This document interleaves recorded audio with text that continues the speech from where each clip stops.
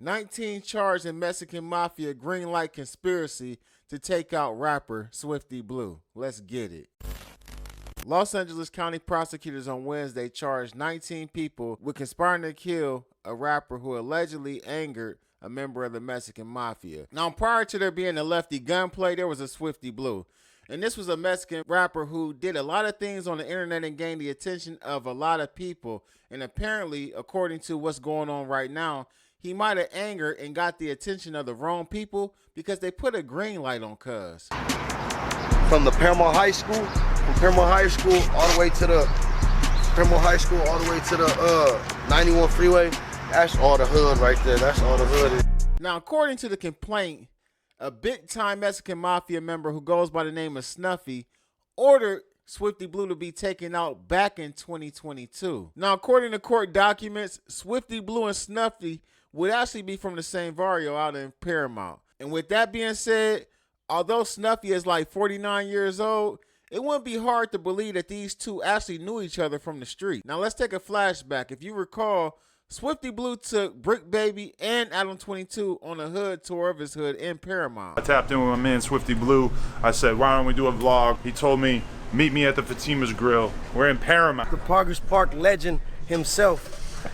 This is the park where it all happened. This is the park where I got put on. For real? Yeah, this is the park where Swifty Blue got put on to his neighborhood. Take me through it. How did it go down? Now, according to prosecutors, a lot of this information in this conspiracy was gathered through TikTok messages and recorded jail calls. A longtime member of the Paramount Vario gang, Quintero has served prison time for assault, manufacturing meth, and false imprisonment, according to court records. Now, on New Year's Eve of 2022, an alleged subordinate of Quintero, Cleaver, told an informant he notified gang members in Paramount, Compton, and downtown LA that they had instructions to attack Swifty Blue on site. Cleaver, 34, is now in custody in an unrelated federal case that charges him with selling drugs and guns in Imperial County. He pleaded guilty to trafficking methamphetamine in March and has yet to be sentenced. Now, at this time, it's unclear why Snuffy even wanted Swifty Blue dead. And in an interview back in 2024, Swifty Blue declined to discuss any issues he might have had with people in prisons. He also declined to speak on issues he might have had with the Mexican Mafia as well. 8 months after Cleaver spoke with the informant, he took to TikTok to warn another member to stay away from Swifty Blue. He wrote, "Let me give you a little 411 so you won't get misguided with the internet." He wrote, "With Swifty, his career is done." He would go on to say, "I talked to him, tried to guide him, but he don't listen." Cleaver allegedly continued, adding that now the rapper was getting his blues in Men's Central Jail. In November 2023, Swifty Blue was jailed on a gun charge. Now, an individual who was actually being housed 2 cells down from Swifty Blue by the name of Vamps called home and asked his mom, was Swifty Blue good or not? She hung up the phone. Eventually, Vamps called back and she informed him that Swifty Blue was no good. Since then, Vamps and his 66-year-old mom both have been charged in this conspiracy. Now, 2 days after the mom and son spoke, another jail inmate, Dreamer, called a man in prison in Kern County who was using a contraband cell phone, according to the complaint. After mentioning Swifty Blue, Dreamer allegedly asked Eagle if he recalled a Raza rapper who was in the shower. Prosecutors believe this was a reference to a rapper known as Money Side Suede, who was stabbed to death in the showers at the correctional training facility in Soledad in 2023. Ironically, Swifty Blue spoke about Money Sign Suede and his relationship with him after Money Sign Suede was found in that shower. When we were sliding on some motherfuckers and shit, I was sliding up to promote some music and all that. Oh, okay. So yeah, so like they were crazy right here. The famous block right here, Lakewood, Somerset, all that. This the block where I shot video with Sway. With Sway when we had a Ferrari out here. Right. Yeah, recipe Sway. I love Lil Sway for the fact that he was signed to Atlantic going crazy and he's still out here fucking with Swifty in the hood and the dead ends. Like just chilling on some down to earth shit. Like he never changed. He was a gutter little baby.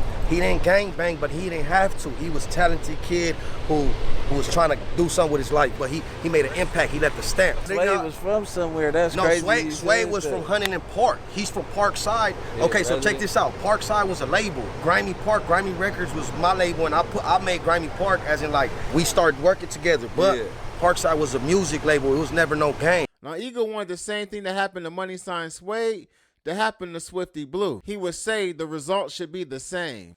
The next day, the complaint says that Eagle instructed Dreamer to tell attackers, handle that shit with prejudice. You know, that's like a court term. Well, this shit is with prejudice. Dreamer would assure him that it was already in motion. When inmates were let out of their cells at 5:50 the next morning to take a shower, Slick, Largo, and Crazy entered Swifty Blue's cell, while Weasel obstructed a nearby camera.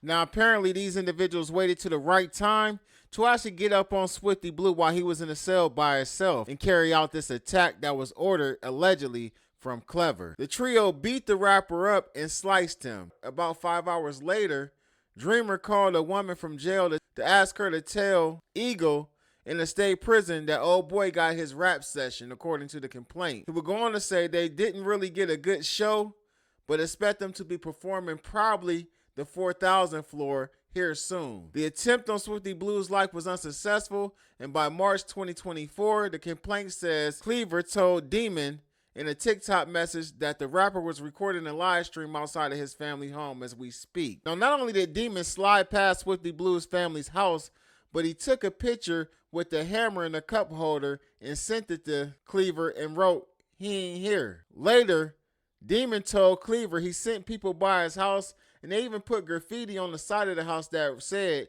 Swifty Blue 187. Now, this entire situation is crazy, and the official paperwork should be coming out soon. Now, with that being said, a lot of people are pointing a finger at Swifty Blue. I've seen on a lot of the food pages, they're calling him a rat and other derogatory terms.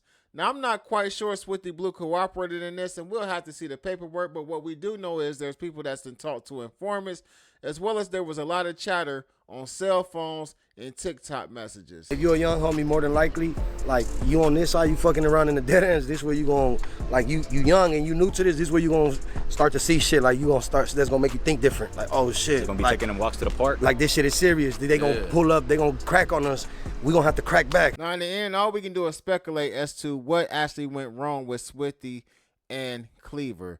It could have been some internal hood stuff, and with him actually having the juice, him having the keys, he possibly was able to go ahead and put a green light on Swifty. Now, although it was unsuccessful and we got this whole entire Fed conspiracy case going on, I wouldn't put my money on Swifty actually being safe. And it's safe to say that we did see Swifty Blue kind of phase out and disappear, and now we actually know why. Now, many people that's on the inside of things and not on the outside looking in possibly knew about this for quite some time. Not about the conspiracy case, but about there being a green light on Swifty, or there being some type of issue between Swifty and other people from not only his hood, but also people from behind bars. Now, Swifty Blue has yet to come out and speak about this, and I can just about guess that we probably won't be hearing from Swifty Blue no time soon about this particular incident. Now, like I said, people are trying to paint him to be some type of rat or some type of snitch, and like this case actually came about because of his cooperation. But again, as I look at it, I haven't seen any paperwork, but what I do know is that the feds had to have known about this stuff going on for quite some time. They dated it back to 2022, where they had an individual talking to an informant. So with that being said, they were going to sit back and allow Swifty Blue to get smoked, shanked, or however they were going to take him out, just to build a case against the Mexican Mafia, which is crazy. But get in the comment section. Let me know what y'all think about this. Y'all already know what it is, man. Ruler